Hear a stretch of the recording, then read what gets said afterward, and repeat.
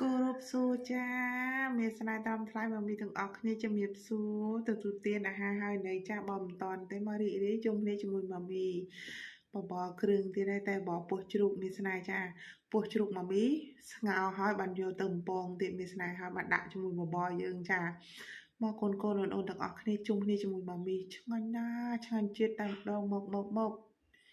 ជ្រុយមួយសិនណាមានស្នេហ៍តម្រាំបានហូបនឹងត្រជាក់ចាំអបផ្សែងបងប្អូន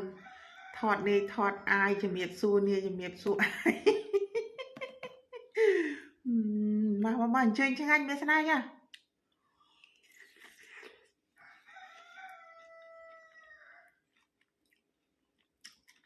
ខ្ញុំថ្វាយអង្គមទៅចប់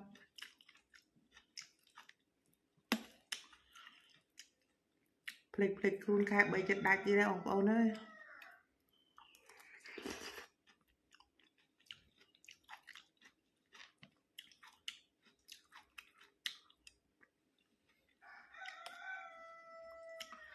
ចំពោះបងប្អូនខ្ញុំមិនដឹងតែចំពោះខ្ញុំមិនគិតថាពេលវេលាលឿនណា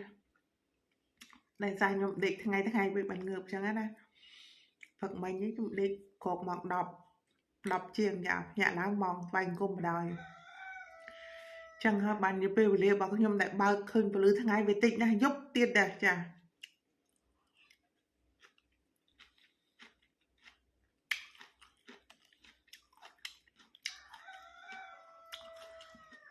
ខ្ញុំដេកមិនងាយលក់ទេបងប្អូនថាបើលក់ហើយក៏មិនងាយងើបដែរ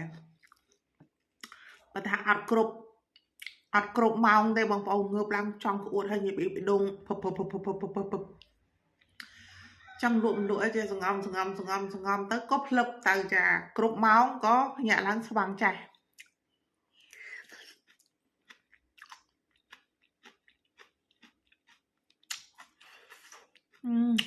ណាតែថាម៉ោងដេកមិនលក់ហ្នឹងគឺដេកមិនលក់ហ្មងខំសង្ងំយ៉ាងណាក៏ដែរមិនលក់ទេភ្នែកស្វាងចាស់ហើយហៀទឹកភ្នែកទៀត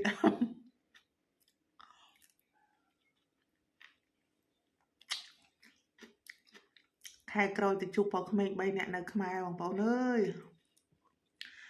កូននិយាយថាឲ្យតែម៉ែតែដងអាងទុកបងក្មេងឲ្យទាំង3ឲ្យម៉ែមើលដល់ម៉ែដេកទៀងនឹងមិនមកទេអាហារចៅ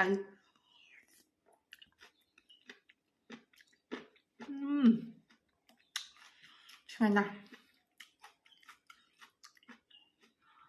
បងប្អូនមិនថាស៊ុបបបគ្រឿងឯងឲ្យតែយើងលាយគ្រឿងត្រូវគឺឆ្ងាញ់ណាស់អត់សំខាន់ពណ៌បងប្អូនសំខាន់រសជាតិ